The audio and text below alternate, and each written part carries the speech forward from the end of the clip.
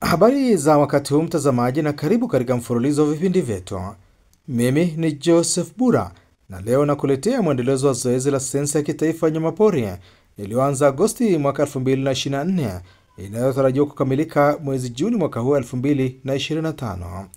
Kazi hii kubwa na muhimu inafanywa na Wizara ya Maliasili na Utalii kupitia Taasisi ya Utafiti wa Wanyamapori Tanzania TAWIRI, ikihusisha wataalamu na watafiti wa wanyamapori kutoka Chuo cha Wanyamapori Mweka, Mamlaka ya Hifadhi ya Eneo la Ngorongoro na wengine kutoka Wizara ya Maliasili na Utalii. Kwa kawaida, zoezi la sensa ya kitaifa ya wanyamapori hufanyika kila baada ya miaka 10, ikilenga mambo makubwa mawili. Kwanza ni uwepo, mtawanyiko na idadi kamili ya wanyama waliopo katika mfumo husika wa ekolojia ndani ya hifadhi za kitaifa. Pili, kutazama viashiria vya uhifadhi na kuendeleza shughuli za utalii nchini. Kwa mujibu wa mkurugenzi mkuu wa Taasisi ya Utafiti wa Wanyamapori Tanzania TAWIRI, Ernest Mjingo, zoezi la sasa la sensa ya kitaifa ya wanyamapori iliyoanza Agosti mwaka 2024 imefikia 65%, ikitarajiwa kukamilika kabla ya Juni 30 mwaka 2025. Zoezi tunalolifanya leo ni kama vile ukaguzi. Nini kiko kwa namna gani? Nini tumehifadhi vipi? Hapa ni kama tunafanya auditing. Bila kufanya auditing huwezi kujua kwamba unafanya nini.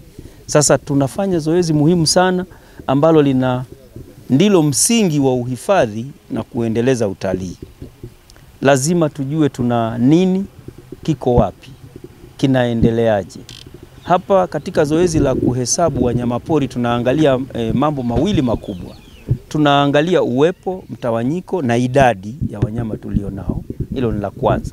Lakini la pili, tunaangalia vihatarishi vya uhifadhi na kuendeleza utalii. Hivi vihatarishi vya uhifadhi usipovifanyia kazi sasa hivi, tayari mwisho wa siku vitakuwa vinaleta madhara kwenye uhifadhi lakini na kwenye utalii.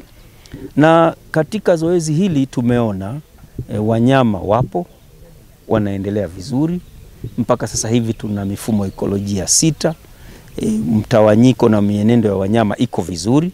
Lakini tunaona vihatarishi ambavyo vingi vinatokana na shughuli za kibinadamu ambazo zinaendelea jirani na sehemu zingine ndani na maeneo yaliyohifadhiwa. Tukishaona vitu kama hivi, kazi yetu kama wanasayansi ni kutoa alarm kwa mamlaka zinazohusika na serikali kwamba kuna hili lirekebishwe hivi. Kwa hiyo hatuoni tu na kusema kuna hiki, tunaona kuna hiki na tunashauri kitaalamu kifanyike vipi. Hilo ndilo jukumu kubwa la TAWIRI. Na mimi nichukue nafasi hii tena kushukuru. Nichukue nafasi hii tena kushukuru bodi, kushukuru watumishi na kuwashukuru nyie pia wanahabari. Nyie ni wahifadhi muhimu sana. Taarifa hizi ziufikie umma at the right time na zifikie umma kwa uhalisia wake. Kazi yetu ni kufanya sayansi, na sayansi tunayoifanya inasaidia uhifadhi na kuendeleza utalii. Tofauti ya zoezi la sensa ya kitaifa ya wanyamapori ya awamu hii na miaka mingine ni matumizi ya teknolojia ya kisasa ya kamera zenye uwezo mkubwa zilizofungwa kwenye ndege, ambayo si tu inarahisisha zoezi la kuhesabu wanyama katika mifumo ya ekolojia bali pia kuokoa muda na gharama. Kwa majina naitwa Captain Hussein Magambilwa.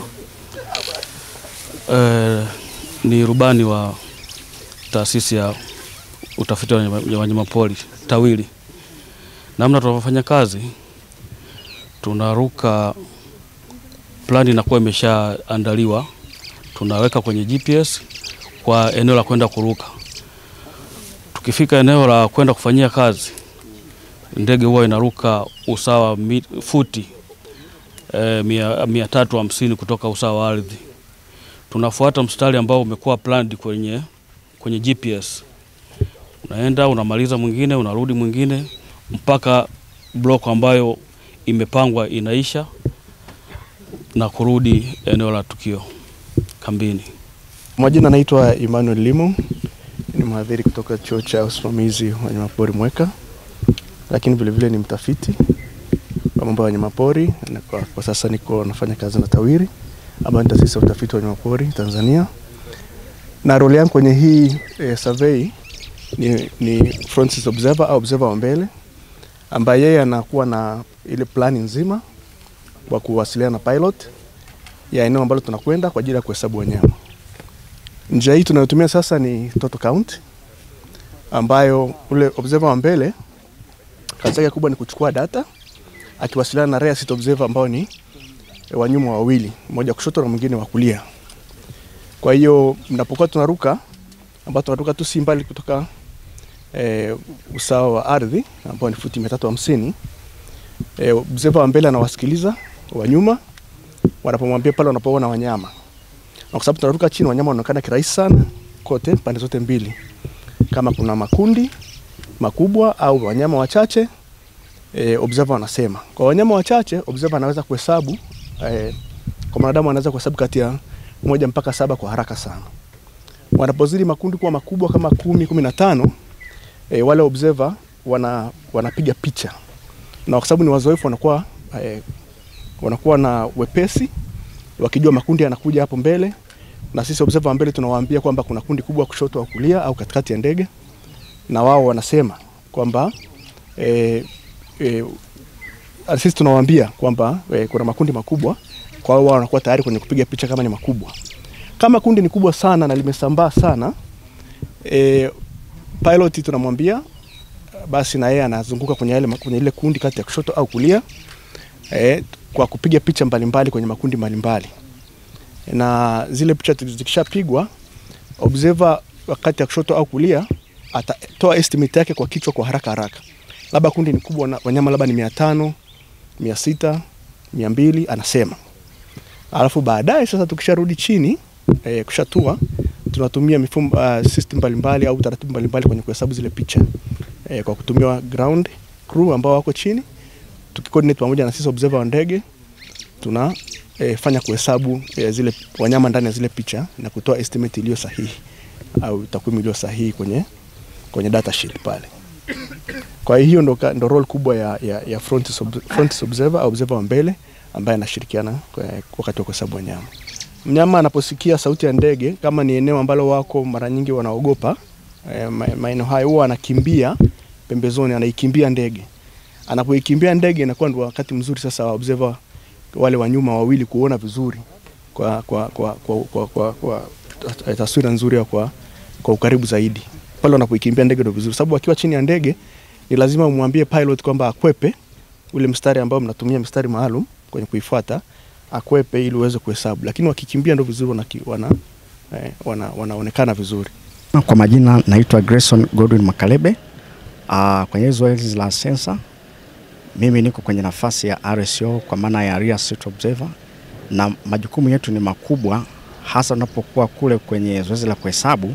Shughuli yetu tunachofanya ni kutambua aina ya wanyama ambao wanaonekana kwenye hizo blocks pamoja hizo transect, pamoja na kuchukua idadi yao kwa kutumia kamera, na hizi kamera zinatusaidia pia kuweza kujua kile tulichohesabu kule tukiwa kwenye sensa, na tunapokwenda kule ofisini kuweza kuhesabu idadi ya wanyama ambao wameonekana. Matumizi yamekuwa ni mazuri kwa sababu inatuwezesha zaidi kuweza kupata idadi ya wanyama pamoja na picha zao katika mazingira ambayo tusingeweza kuhesabu kutumia macho, lakini kwa kutumia kamera tunapata pia kujua zaidi kwamba tumeona aina zipi za wanyama katika eneo moja, na hata maeneo ambayo yalikuwa labda yamefunga kwa maana kunakuwa na uoto mkubwa asili, lakini picha inaweza kuona kilichoko kule ndani. Kwa ujumla wake kazi inakwenda vizuri. Kinachotakiwa ni kwamba ni kufanya sensa kwa wakati unaotakiwa, yani isifanyike wakati wa mchana ambapo jua linapokuwa kali, kwa maana kwamba wanyama wako wamejificha kwenye miti. Kwa hiyo muda wa asubuhi ni muda sahihi wa kuendesha zoezi la sensa. Teknolojia madhumuni makubwa ni kurahisisha. Ndio madhumuni ya teknolojia, kurahisisha, lakini inakuwa na takwimu au matokeo ambayo yako jirani kabisa na uhalisia. Kuendelea na teknolojia hii ni faida kubwa sana. Kwanza imerahisisha, taarifa zinatoka mapema, lakini umesikia hapa kwamba hata ile precision ya taarifa inaongezeka. Lakini teknolojia hii itasaidia kupunguza gharama.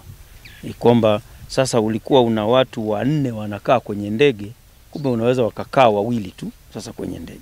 Ukatumia vifaa. Timu kubwa ikawa chini. Na teknolojia hii kwa sababu inakwenda kurahisisha kwenye kuleta taarifa, bado itarahisisha uchakataji wa taarifa. Kwa hiyo teknolojia ni perfect, na tukiweza kuimaliza vizuri, then zoezi litakuwa linachukua gharama nafuu na muda mfupi. Mkurugenzi wa idara ya wanyamapori kutoka Wizara ya Maliasili na Utalii, Alex Lobora, anasema takwimu zitakazopatikana katika zoezi la sensa zitasaidia mipango ya uhifadhi na utalii na pia kutatua changamoto za sekta ya uhifadhi. Upatikanaji wa takwimu hizi inasaidia sana kuweza kupunguza kwanza migogoro, kwa sababu kama nilivyosema, cha kwanza unachokipata kwenye zoezi hili ni idadi, lakini ya pili ni mtawanyiko, lakini ya tatu ni historia ya kufahamu kama wanyama unao wahifadhi wanaongezeka au wanapungua. Kwa hiyo katika mtawanyiko ule utaanza kujua sasa ni maeneo gani yana mtawanyiko wa wanyama hawa, na kama ni maeneo ambayo yako nje ya hifadhi, basi ndio maeneo ambayo timu yetu ya askari wetu wanawekeza zaidi huko, ili kuhakikisha kwamba wale wanyama ambao wako karibu kutoka kwenye maeneo yaliyohifadhiwa wanarudishwa na kuwa ndani ya hifadhi. Kwa hiyo mtawanyiko huu ndio unaotufanya sisi pia na taasisi zetu kuweka nguvu katika maeneo hayo, kuhakikisha kwamba wanyama wanakuwa katika maeneo sahihi, ili kupunguza hii migongano. Na kwa kiasi kikubwa sensa zimetusaidia sana kubaini haya maeneo, kwa sababu tunapofanya na zile ramani ambazo zinapatikana kutokana na zoezi hili, linasaidia sana taasisi zetu za uhifadhi kuwekeza nguvu katika maeneo hayo. Kwa hiyo linasaidia, lakini pia katika utalii kama unavyofahamu, linasaidia sana kukuza utalii. Sisi katika nchi yetu sasa hivi utalii unaoongoza sana na unaoingiza hela nyingi ni utalii wa wanyamapori. Duniani kwingine wana aina mbalimbali. Hapa kwetu utalii wa wanyamapori ndio utalii ambao unaongoza katika kuingiza mapato. Sasa kadri unavyokuwa na wanyama wengi, maana yake ni kwamba unaongeza chances ya watalii kuwaona wanyama kwa karibu zaidi, kwa urahisi zaidi, tofauti na maeneo mengine. Nchi zingine unaweza kaenda ukazunguka siku nzima ukaona wanyama wachache sana, lakini hapa kwetu hususan katika hifadhi hii ya Tarangire, huwezi kuingia ndani ya dakika 5 hujaona wanyama kadhaa. Na hii inatokana na wingi wao, idadi yao katika hifadhi yetu. Kwa hiyo wingi wa wanyama inakuongezea wewe chance ya kukutana nao kwa karibu zaidi. Na ndio maana hifadhi yetu hii imeendelea kuongoza katika kuingiza watalii, idadi kubwa sana ya watalii. Kama tulivyosikia, tumeambiwa ni hifadhi ya pili kwa kuwa na idadi kubwa sana ya watalii. Kwa hiyo ni zoezi muhimu kwa maana hiyo. Na kitaifa inatusaidia sana kwenye kusimamia sera zetu. Inatusaidia sana katika kutoa miongozo mbalimbali. Na ndio maana Tanzania imekuwa ni moja kati ya nchi ambayo inasifika sana duniani katika uhifadhi, kwa sababu uhifadhi sio kuzuia mnyama kutoka kwenye hifadhi, hapana. Na uhifadhi sio kuwa na hifadhi za taifa au mapori ya akiba. Ni wewe kupata taarifa sahihi kuhusu kile unachokihifadhi. Sasa zoezi linalofanyika hapa ndio hiyo.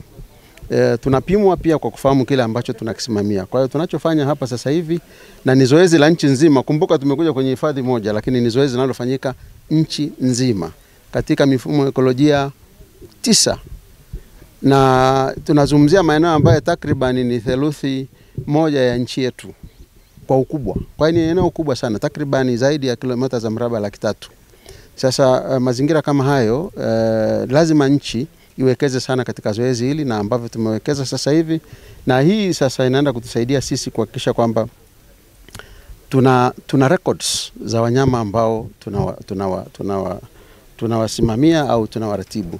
Lakini pale ambapo tunabaini kutokana na takwimu hizo kwamba kuna upungufu au katika mfumo wa ekolojia fulani wanyama wamepungua, basi hapo tunahakikisha, tunataka kujua ni kwa nini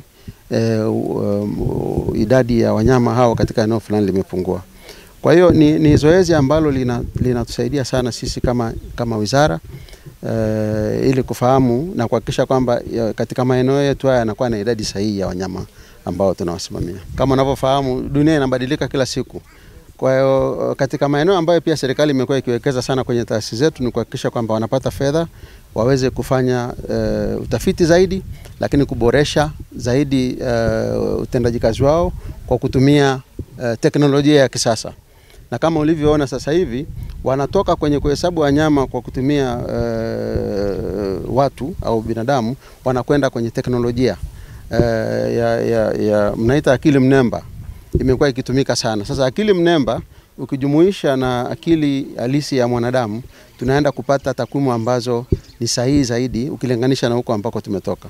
Kwa hiyo tunawasihi waendelee kutumia teknolojia, lakini wahakikishe kwamba kila mara takwimu ambazo tunazipata ni takwimu ambazo ni sahihi, ili na sisi katika ngazi ya serikali ya wizara tunapozipata itusaidie kufanya maamuzi sahihi.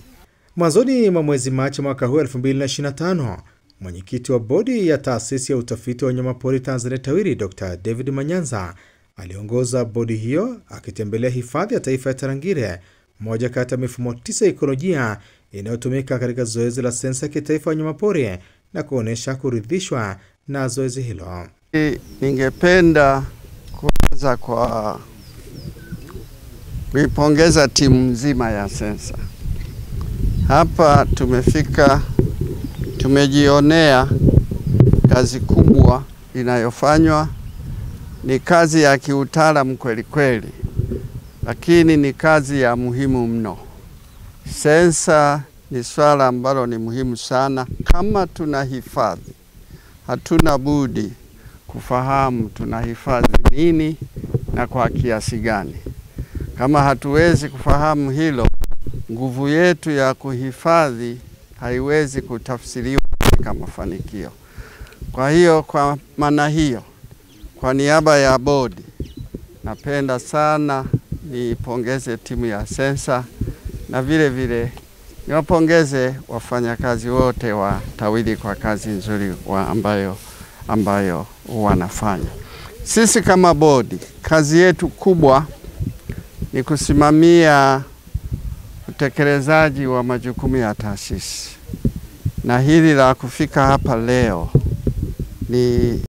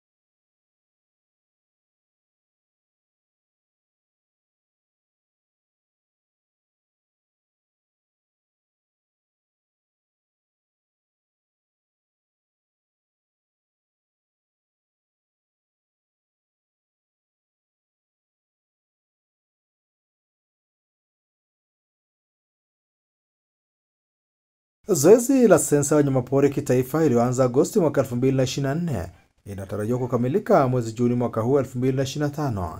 Takwimu zitakazopatikana baada ya hapo zinatarajiwa kutumika katika mipango mbalimbali ya kuimarisha utalii, uhifadhi na pia zitatumika kutatua migogoro kati ya shughuli za kibinadamu, uhifadhi na utalii.